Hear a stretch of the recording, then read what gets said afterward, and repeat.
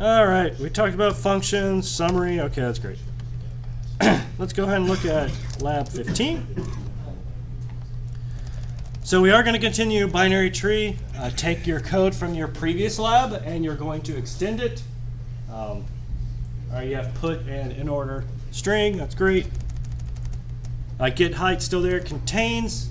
I don't know if we had contains last time. You pass it a value and it just tells you whether it's in the binary tree or not.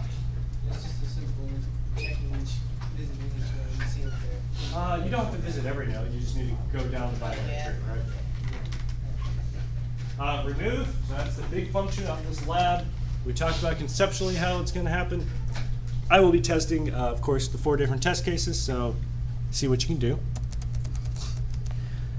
All right. Here's the other 2 that I've added. Oh, I even added in-order traversal, which we did in class. Great. So, exists in range. You have a min and a max, and it just returns if, let's see, if there's a value in the tree between min and max. So if you have this tree up here, is there a value between, I don't know, 110 and 130? Yes. Is there a value between 111 and 120? No.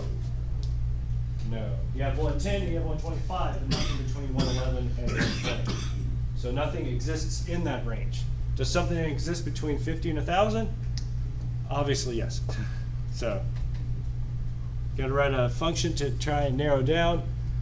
Most of these are, this one's pretty, well, I should say it's fairly quick. You just need to search down the tree and figure out if you have an element, and if you don't, well, then you're done. Let's see. Where were we? Oh, here we are. Count in range. Similar to exists in range, but now you're going to count it. If you're really fancy, you could implement count in range and then use exists in range and just see if count in range returns 0.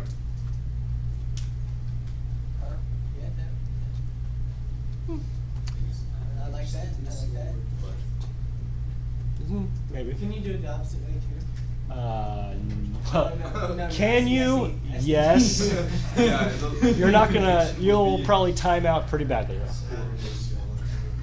Sadness will occur, yeah. Exists in range 1 variable, then move on to the next value, exists in range. Oh man, yeah, that would take a long time.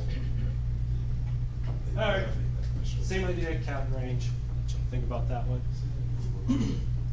What else do we have? Before, last time we had in-order string. Hopefully you can do the same thing with pre-order and post-order. Copy, paste, and you move one of those lines to a different part of the recursive function call. Yes? Oh, okay, good. In-order traversal, hey, we just did that. So I did one of these for you, that's great. All right, should be due a week from today, aka when your midterm is. Any questions?